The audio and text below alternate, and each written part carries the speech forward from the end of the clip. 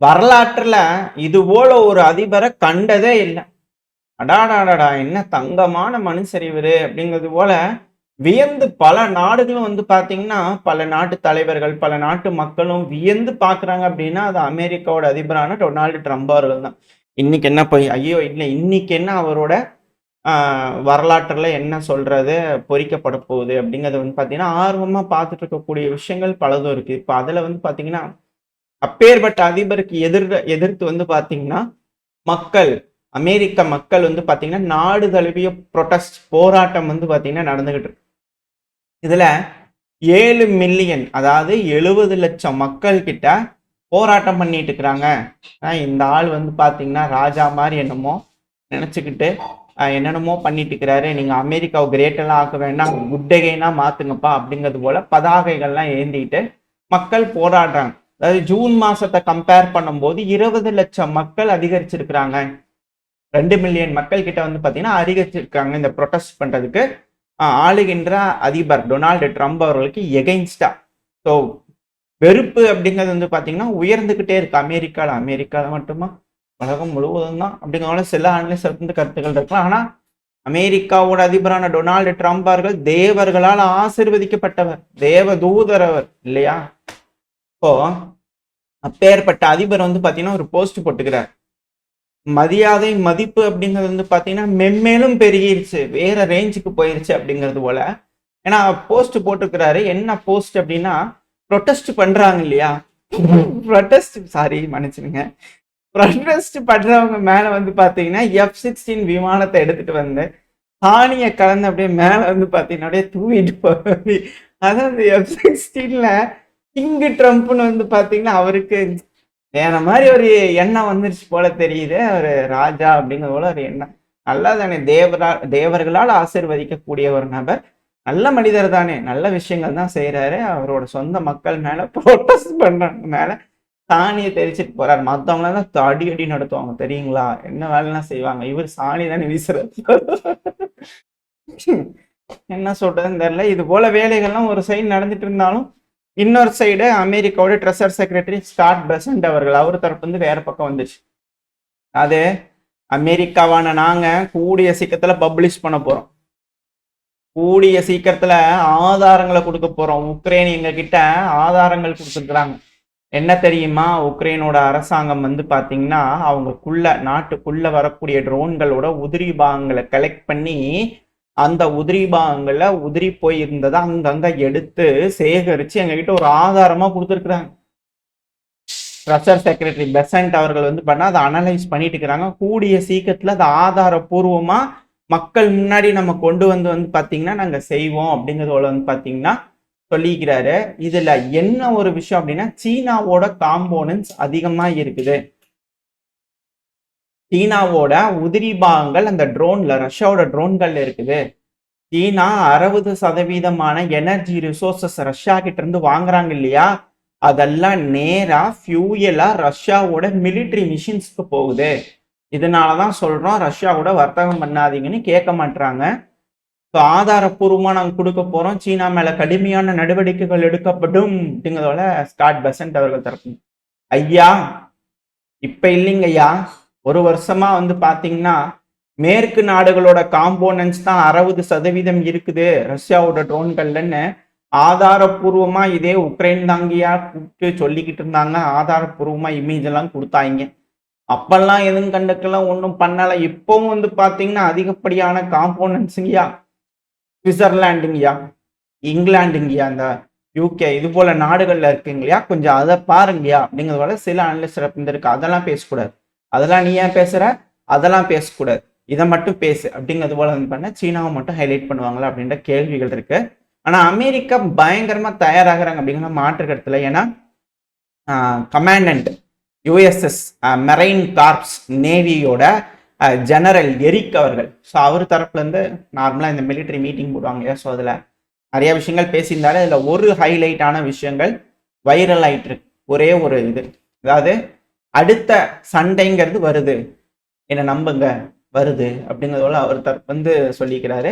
வருதுங்கிறது தெரியுதுங்க. அதான் வெனிசுவேலா எல்லாம் ரெடி ஆயிருக்கிறீங்கல்ல, அப்புறம் என்ன அப்படிங்கிற. அப்புறம் இஸ்ரேல் காசா அது இன்னும் ஒரு சைடு போயிட்டு தான் இருக்குது அப்படிங்கிற போல. ஏன்னா இந்த இஸ்ரேல் காசால வந்து பண்ணா ரஃபா கிராசிங் இருக்கு இல்லையா, மூடிட்டாங்க. அத எகிப்து காசா பார்டர் ரஃபா கிராசிங் இருக்கு இல்லையா, ஸோ அது அதில் நெத்தன்யாகு அவர்கள் என்ன சொல்றாரு அப்படின்னா, இந்த ரஃபா கிராசிங் வந்து பார்த்தீங்கன்னா குறிப்பிடப்படாத வரைக்கும் வந்து பார்த்தீங்கன்னா சொல்லலை, இன்னைக்குன்னு சொல்லலை, அது வரைக்கும் நாங்கள் இந்த கிராசிங்கை க்ளோஸ் பண்றோம் அப்படின்ட்டாங்க. ஏன்னா அந்த வழியா தான் எய்டுகள் காசாக்கு வருது. ஆனா பாலஸ்தீன் எம்பசி கேரியோ எஜிப்டோட கேபிட்டல், ஸோ அங்க இருக்கும் இல்லையா எம்பசி, பாலஸ்தீனோட எம்பசி, ஸோ அவங்க தரப்புல இருந்து என்ன சொல்றாங்க அப்படின்னா, அக்டோபர் 20 திரும்பவும் எய்டு பொருட்கள் காசா வழியா போகும் அப்படிங்கிறாங்க. சும்மா ஆசுவாசப்படுத்துறதுக்காக இதுக்கப்புறம் மூடினது தானே நிரந்தரமா அப்படின்ற கேள்விகள் இருக்கு. வெயிட் பண்ணி பார்ப்போம் என்ன நடக்க இருக்கு அப்படிங்கிறது போல. இன்னொரு சைடு இறந்த இஸ்ரேலோட பிணை கைதிகளோட உடல்கள்லாம் மீட்டு கொடுத்துட்டு தான் இருக்கிறாங்க. திரும்பி 2 பேர்த்து கொடுத்துருக்காங்க, செய்திகள்லாம் பார்க்க முடியும். இப்போ இந்த எரிக் அவர்கள் ஏதோ வருதுன்னார்ல, ஸோ அங்க ஒன்று வந்துட்டு இருக்குது, அடுத்த வெனிசுவேலால வந்துட்டு இருக்குதுயா, அடுத்தது ஈரான் பக்கத்துல வந்துட்டான். ஏன்னா இந்த மேக்ஸார் சேட்டலைட் வந்து பாத்தீங்கன்னா பாருங்க பாருங்க, பாத்தீங்களா இஸ்ஃபஹான் டனல் இருக்குது இல்லையா என்ட்ரன்ஸு, மொத்தம் 3 டனல். அதுல வடக்கு பகுதியில் இருக்கக்கூடிய டனல்கள் 3ல 2 ரெடி பண்ணிட்டாங்க. பாருங்க பாருங்க நல்லா தெரியுது. 2 டனலை வந்து பாத்தீங்கன்னா குப்பைகள் இதெல்லாம் வந்து மண்ணெல்லாம் போட்டு மூடி இருந்தது, ஃபுல்லா கிளியர் பண்ணது விசிபிளா தெரியுது. 2 வந்து பாத்தீங்கன்னா கண்ட்ரோல்டா அந்த என்ட்ரன்ஸ் டோர் வந்து பாத்தீங்கன்னா நல்லா தெரியுது. கண்ட்ரோல்டா வந்து பாத்தீங்கன்னா என்ட்ரன்ஸ் டோரை கிளியர் பண்ணி வச்சுக்கிறாங்க. தெற்கு பகுதியில் இருக்கக்கூடிய டனல் 1 அது இன்னும் என்ட்ரன்ஸ் வந்து ரெடி பண்ணல. இந்த வடக்கு பகுதியில் இருக்கக்கூடிய டனல்ல ஹெவியான மிஷின்ஸ் எல்லாம் இருக்குது. அதுல பிளாக் எல்லாம் ரிமூவ் பண்ணி நல்லா பளபளன்னு பண்ணி வச்சிருக்குது. அது மட்டும் இல்லாம ஈரான் தயார் பண்ணிட்டு இருக்கிறாங்க. இப்போ ரெடி பண்ணக்கூடிய இந்த 2 டனல் இருக்கு இல்லையா என்ட்ரன்ஸ், அதை வந்து பாத்தீங்கன்னா ஃபியூச்சர்ல அட்டாக் நடக்கலாம், அந்த அட்டாக்கையும் வித்ஸ்டாண்ட் பண்ற மாதிரி டனலோட என்ட்ரன்ஸை ரெடி பண்ணிக்கிறாங்க. ரொம்ப கண்ட்ரோல்டு ஸ்ட்ரக்சரா ரெடி பண்ணிக்கிட்டு இருக்கிறாங்க. அப்படிங்கிறத வந்து பாத்தீங்கன்னா இதுல இருந்து என்ன தெரிகிறது, எப்படி பார்த்தா என்ன தெரிகிறது அப்படிங்கிறது போல 24 மணி நேரம் வைக்கிற மாதிரி இஸ்ஃபஹான் அந்த அணு உலை அங்கிருந்து அணு ஆயுதம் தயாரிக்கிற மாதிரியான என்ரிச்மெண்ட்லாம் பண்றாங்கன்னு சொல்லிட்டு இருந்தாங்களே, அங்க கூட குண்டுகள்லாம் போட்டாங்க. அமெரிக்கா கம்ப்ளீட்டா முடிச்சுட்டேன்னு சொன்னாங்க, பார்த்தா ரெடி ஆயிடுச்சு அப்படிங்கோல இருக்கு. ஸோ இன்னொரு சைடு இங்க வந்துருவாங்களா திரும்பியும், இந்த சைடு ஆரம்பிப்பாங்களா அப்படின்ற கேள்விகள் இருக்கு. எங்க தான் ஆரம்பிப்பாங்க, எதுக்கு தான் ஆரம்பிப்பாங்க அப்படிங்கிறதோட தெரியல. ஆனா இந்த ரஷ்யா உக்ரைன் பிரச்சனையில மட்டும் வந்து பாத்தீங்கன்னா கொஞ்சம் அப்படியே தொய்வு தெரியுது, அமெரிக்காவோட மாற்றங்கள் தெரியுது. அதுக்கான காரணம் ரஷ்யாவோட டைரக்ட் இன்வெஸ்ட்மெண்ட் ஃபண்ட் சிஇஓவான கிரில் ட்மிட்ரியேவ் அவர்கள். ஸோ அவர் தரப்புல இருந்து ஒரு போஸ்ட் வந்திருக்கு. அவர் என்ன சொல்றாருன்னா, இந்த அலாஸ்கா புட்டின் அவர்கள் அப்புறம் ட்ரம்ப் அவர்களோட ஃப்ரெண்ட்ஷிப் டனல் இருக்குது இல்லையா அலாஸ்கால வெட்டுறது, இது என்ன இப்ப நடக்கிறதுன்னு நினைச்சீங்களா? எல்லாம் 3 மாசத்துக்கு முன்னாடியே வந்து பாத்தீங்கன்னா இதெல்லாம் பேச ஆரம்பிச்சாச்சுங்க. அதெல்லாம் எப்பவோ ஃபைனல் ஆக ஆரம்பிச்சிருச்சு. ஏன் அப்படின்னா 6 மாசத்துக்கு முன்னாடி இருந்தே 3 மாசம்ன்ட்டேன், 6 மாசத்துக்கு முன்னாடி இருந்து. ஏன்னா எப்போ சீனாக்கும் ரஷ்யாவுக்கும் நடுவுல இந்த ரயில் பாதை போட்டோம், 700 கிலோமீட்டர் பைபாஸ் பண்ணி பொருட்களை ஏற்றுமதி இறக்குமதிக்கு ஏதுவா வந்து அப்படியே இலகுவா வந்து பாத்தீங்கன்னா மாத்திருக்கு. இதை வந்து அடிப்படையா வச்சு படிச்சு நம்ம ஏன் 2 பேரும் ரூட் போட்டு கூடாதுங்கிறது போல 6 மாசமா படிச்சு ரெடி பண்ணி இருக்குங்க இந்த டனல் பிளானு. அதெல்லாம் ஒன்றும் இது இல்லை. அது மட்டும் இல்லாமல் எலான் மஸ்க் அவர்கள் ஃபண்டு பண்ண போறாரு அப்படிங்கிற செய்திகளும் பார்க்க முடிஞ்சுச்சு. ஸோ வெயிட் பண்ணி பார்ப்போம், இதெல்லாம் சும்மாவா இல்லை பெருமளவில் சண்டைக்கு பிடிக்க போவாங்களா என்ன எதுங்க தெரியல. பட் ஆனால் இங்கே ஒரு சேஞ்சஸ் தெரியுது ரஷ்யா உக்ரைன் பிரச்சனையை பொறுத்த வரைக்கும். அது மட்டும் இல்லாமல் இந்த ரஷ்யா உக்ரைன் பிரச்சனையில ரஷ்ய அதிபரான விளாடிமிர் புட்டின் அவர்கள் எப்படித்தான் ஹங்கேரிக்கு போவாரு. ஒருத்தங்க துருக்கி வழியா வந்து பாத்தீங்கன்னா போவாங்க அப்படிங்கிறாங்க, இன்னொருத்தங்க போலாண்டு பெலரூஸ்ல இருந்து போலாண்டு போய் போவாங்க அப்படிங்கிறாங்க. இன்னும் சிலர் வந்து பாத்தீங்கன்னா ரஷ்யால இருந்து கருங்கடல் வழியா துருக்கியை கிராஸ் பண்ணி மாண்டனிக்ரோ வழியா, ஏன்னா எல்லாமே இன்டர்நேஷனல் ஸ்பேஸ். இப்ப அந்த இடத்துலலாம் அமெரிக்காவோட F-35 ரக விமானங்கள் எஸ்கார்ட் கொடுக்கலாம். இப்போ கொடுத்து மாண்டனிக்ரோ வழியா செர்பியா வழியா ஹங்கேரிக்கு போவாரு புட்டின் அவர்கள் அப்படிங்கிறதோட வந்து பாத்தீங்கன்னா சொல்றாங்க. அதாவது இரு தரப்புலையும் உரசல்கள் அப்படிங்கிறது ஆயிடுச்சு. புட்டின் அவர்களை கூட்டிட்டு வந்து ஹங்கேரியில வச்சு யூரோப்பியன் யூனியனோட அந்த தேஞ்சிட்டு இருக்க அந்த உரசலாய் அப்படியே கொஞ்சம் இதா இருக்கும் இல்லையா, ஸோ அதில் எண்ணெய் ஊற்றினாங்க அப்படின்னா கொஞ்சம் அப்படியே இதாயிரும் இல்லையா. உரசல்கள் அப்படிங்கிறது வந்து பார்த்தீங்கன்னா கொஞ்சம் அந்த ஹீட்னஸ் கம்மியானதுக்கு அப்புறமா இரு தரப்புலையும் வந்து பார்த்தீங்கன்னா பேசி சுமூகமான முடிவுகள், அதுக்கப்புறம் யூரோப்பியன் யூனியனை கொண்டு வந்து கைகோத்து ரஷ்யா கிட்ட இருந்தா பேசியாச்சு அவ்வளோதான், எல்லாம் முடிஞ்சா சண்டையை பிடிச்சிக்காதீங்க அப்படிங்கிறது போல பேச்சு ஆரம்பிக்கிறதுக்கான அடித்தளமா இந்த ஹங்கேரி சம்மிட் இருக்குமா அப்படின்ற கேள்விகள் இருக்கு. சண்டைகள் இதனால முடியுமா முடியாதா அப்படிங்கிறது 2வது. ரஷ்யா அதிபரான விளாடிமிர் புட்டினால இந்த ஐசிஜே கோர்ட்ல கேஸு அது அப்புறம் இந்த சாங்ஷனு அது இதுன்னெலாம் எதுவுமே இல்லாம அமெரிக்காவுக்கு போய் சிவப்பு கம்பளம் விரிச்சாங்களே அப்படிங்கிறது போல தான் சொல்ல முடியும். ஏன்னா இப்போ இங்க போனதுக்கு வந்து பாத்தீங்கன்னா ஐசிஜேல இருக்கிறீங்க, நீங்க ஐசிசில இருக்கிறீங்களா, கிரிமினல் கோர்ட்ல மெம்பரா இருக்கிறீங்களா, ஏன் புட்டின் அவர்களை அரெஸ்ட் பண்ணன்னு கேள்வி கேட்டாங்க இல்லையா? இப்ப யூரோப்புக்கே போயிட்டு வந்துட்டாங்க அப்படின்னா சிவப்பு கம்பளம் போட்டிங்களே யூரோப்பு அப்ப தெரியலையா அப்படின்னு மற்ற நாடுகள்லாம் திருப்பி கேட்டலாம் இல்லையா? ஸோ புட்டின் அவர்களுக்கு வந்து பாத்தீங்கன்னா டிராவல் பண்றதுக்கு எந்த ஒரு பிரச்சனையும் இல்லை. ஏன்னா டிராவல் பேன் மாதிரி ஏகப்பட்ட நெருக்கடிகள் இருந்தது, அது எல்லாத்தையும் கிளியர் பண்ற மாதிரியான ஒரு சம்பவம் இதனால நடந்துரும். இதுக்கப்புறம் யூரோப்புக்கு எந்த ஒரு பவர் இருக்காது, எதுவும் கேட்க முடியாது, எந்த நாட்டையும் போய் கேட்க முடியாது இல்லையா? உங்க நாட்டிலே வரும்போதே நீங்க ஒன்றும் பண்ணல, நாங்க பண்ணணுமா போங்கயா அப்படிங்கிறது போல கேட்டுருவாங்க இல்லையா? ஸோ அது போல ஒரு சூழ்நிலைக்கு இங்க பண்றதுக்கு ரெடி பண்றாங்களா அப்படின்ற கேள்விகள் இருக்கு. பிரச்சனை தீர்ந்ததுன்னா சரி, இல்லை பிரச்சனை பெருசாச்சுன்னா மிக பெருமளவில் வெடிக்கும் அப்படிங்கிற மாற்று கருத்துல. அடுத்தது யூகேவோட பிரைம் மினிஸ்டர் ஸ்டார்மர் அவர்கள் வந்து பாத்தீங்கன்னா ஜெலன்ஸ்கி அவர்களோட பேசும்போது ஒரு பிளானை ப்ரப்போஸ் பண்ணிக்கிறார். ஏங்க அவர் தான் கரண்டான சீஸ்ஃபயர் லைன்ல வந்து ஸ்டாப் பண்ணுன்னு சொல்லி சொல்றாருல. அப்போ காசால வந்து எப்படி ஒரு பிளானை போட்டாரோ அதே போல ஒரு டிராஃப்டை ப்ரப்போஸ் பண்ண சொல்ல வேண்டி கேட்க வேண்டியதானுங்க. நீங்க ஒரு அக்ரிமெண்ட்டை நீங்க சொல்லுங்க ட்ரம்ப் அவர்களே அப்படிங்கிறத கேட்க வேண்டியதுதானே அப்படிங்கிறது பண்ண ஸ்டார்மர் அவர்கள் சஜஷன் கொடுத்தா சொல்லப்பட்டு வருது. ஸோ இதுக்கப்புறம் எப்படி ட்ரம்ப் அவர்களோட பீஸ் பிளான் காசால எப்படி இருக்கோ அதே போல ரஷ்யா உக்ரைன் பிரச்சனைக்கு ஒரு பிளான்ல இந்த ஹங்கேரியில உட்காந்து பேசும்போது கொடுப்பாங்களா அப்படின்ற கேள்விகள் இருக்கு. ஸோ அதுக்கு யூரோப்பியன் யூனியன் தரப்புலேருந்து ஏதோ ஒரு ஐடியாலஜி கொடுப்பாங்களா அப்படிங்கிற எண்ணங்களும் இருக்கு. ஸோ வெயிட் பண்ணி பார்ப்போம். ஏதோ ஒரு முடிவு இருக்கு. ஹங்கேரியில என்ன மாதிரியான முடிவுகள் எட்டப்பட போகுது, என்ன நடக்க போகுது அப்படிங்கிறது பார்த்துடலாம். ஆனா உக்ரைனுக்கு ஒரு சைடு இந்த யூரோப்பியன் யூனியன் நாடுகள் இவங்களாம் உதவணும்னு ஒரு சைடு பேசிட்டு இருந்தாலும் உக்ரைன் அதுக்கு ரெடியா இருக்கிறாங்களா அப்படிங்கிறது தான் கேள்வி. ஏன்னா ஆயுதம் வேணும்னு உலக நாடுகள் எல்லாத்துக்கிட்டையும் போய் ஜெலன்ஸ்கி அவர்கள் கேட்டு உதவிகள் வாங்கிட்டு வராரே, அப்பேற்பட்ட ஆயுதங்களை பத்திரமா வச்சுக்கணுமா இல்லையா?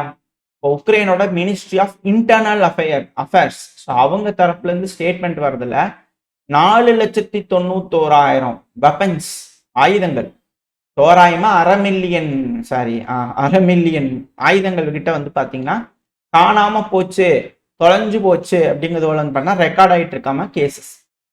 அது 2022 இருந்து இப்ப வரைக்கும் இது போல ஆயுதங்கள் காணாம போயிருக்கு அப்படிங்கிறத ரிஜிஸ்டர் ஆயிருக்கு. இதுல இந்த காணாம போகக்கூடிய இந்த ஆயுதங்களோட எண்ணிக்கை இப்ப அதிகரிச்சுக்கிட்டு இருக்கு கேசஸ். அதாவது இதுக்கு முன்னாடி வந்து பாத்தீங்கன்னா செப்டம்பர் 2024 வரைக்கும் 2,70,000 மேல சொச்சங்கள்னு வச்சுக்கோங்களேன். ஸோ கிட்டதான் வந்து பாத்தீங்கன்னா என்ன எனக்கு மறந்துடுச்சு அந்த ஸ்கிரிப்ட்ல அந்த ஒரு இது மட்டும் 2,70,000 சொச்சம்.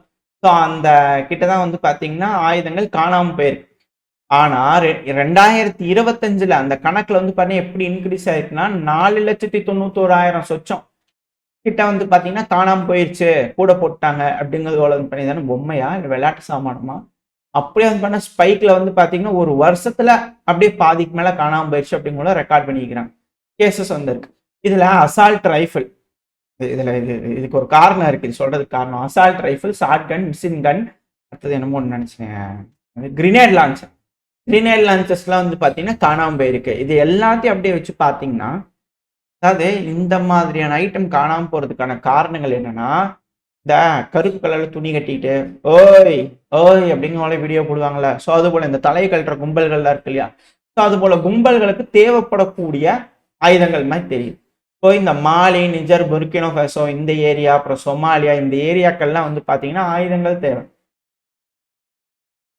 கள்ளச்சந்தையில ஏற்றுமதி பண்ணிட்டாங்களா அப்படின்ற கேள்விகள் இது மூலயமா வருது. அவங்களுக்கு வேணுங்கிற மாதிரியான ஆயுதங்கள் மட்டும் எப்படிங்க பர்டிகுலரா காணாம போகுது அப்படிங்கிற கேள்வி வரும். அதுவும் உக்ரைனோட கேபிட்டலான கீவ்ல ஃப்ரண்ட் லைன்ல 70,000 கிட்ட காணாம போயிருக்கு. அந்த மேப் போட்டு எந்தெந்த ஏரியால டொனஸ்க்கு பயில 70,000 கிட்ட காணல போல சொல்லிக்கிறாங்க.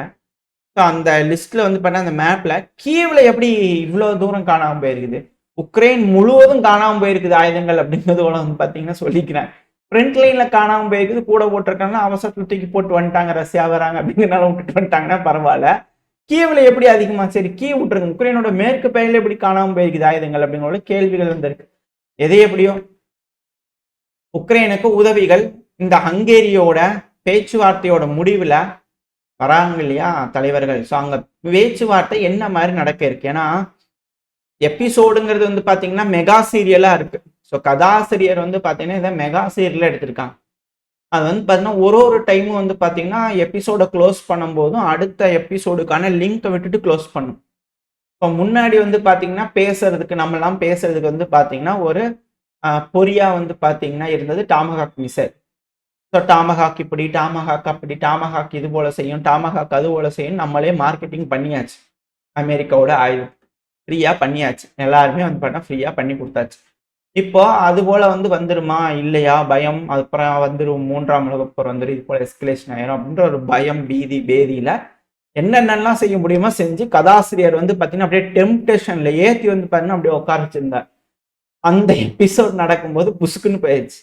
அடுத்த எபிசோடுக்கு ஒரு கனெக்டிவிட்டி வந்து பார்த்தீங்கன்னா அடுத்த சாப்பிட்றதுக்கு பொறி வேணுமா இல்லையா? ஸோ இப்போ பொறி போட்டிருக்கிறது வந்து பண்ணா ஹங்கேரியில மீட்டிங். இப்ப எல்லாமே வந்து பாத்தீங்கன்னா அதை நோக்கியே வந்து பாத்தீங்கன்னா வடிவமைக்கப்படும் எல்லாமே. அப்புறம் அங்க போய் அப்புறம் புஷ்ன்னு போயிருமா அப்படின்னு சொல்லி கேள்விகள் சிலருக்கு இருக்கு. அட போங்கய்யா, இந்த சீரியல் நம்பி வந்தாலே இதேதான், ஒண்ணுமே நடக்க மாட்டேங்குது, இதையவே பேசிட்டு இருக்கிறாங்களே தவிர ஒண்ணுமே நடக்க மாட்டேங்குது அப்படிங்கிறது போல வெறுத்து போற அளவுக்கான ஒரு மெகா சீரியலா இது மாறிட்டு இருக்கு அப்படிங்கிற குமுறல்கள் பலர் தரப்புல இருந்து வந்துகிட்டு இருக்கு. ஸோ இந்த மெகா சீரியலை பத்தி நீங்க என்ன நினைக்கிறீங்க? உங்களோட கருத்துக்கள் என்ன அப்படிங்கிறது கமெண்ட் செக்ஷன் சொல்லுங்க. ஓரளவுக்கான தகவல்கள் இந்த பையன்ல பார்த்துருப்பான்னு நினைக்கிறேன். இதோட இந்த பையன் நாம் முடிச்சுக்கலாம். இந்த பதிவு எப்படி இருந்துச்சு, உங்களுக்கு பிடிச்சிருக்கா? பிடிச்சுன்னா லைக் பண்ணிட்டு உங்க ஃப்ரெண்ட்ஸ் நம்மளோட ஷேர் பண்ணிக்கோங்க. அது கூட மறக்காம நம்ம சேனலை சப்ஸ்கிரைப் பண்ணலாம், மறக்காம சப்ஸ்கிரைப் பண்ணிக்கோங்க. இந்த பதிவு நல்லா இருக்கும் நம்பிக்கையில் அடுத்த போய் அவங்க சந்திக்கிறேன். Stay safe, by.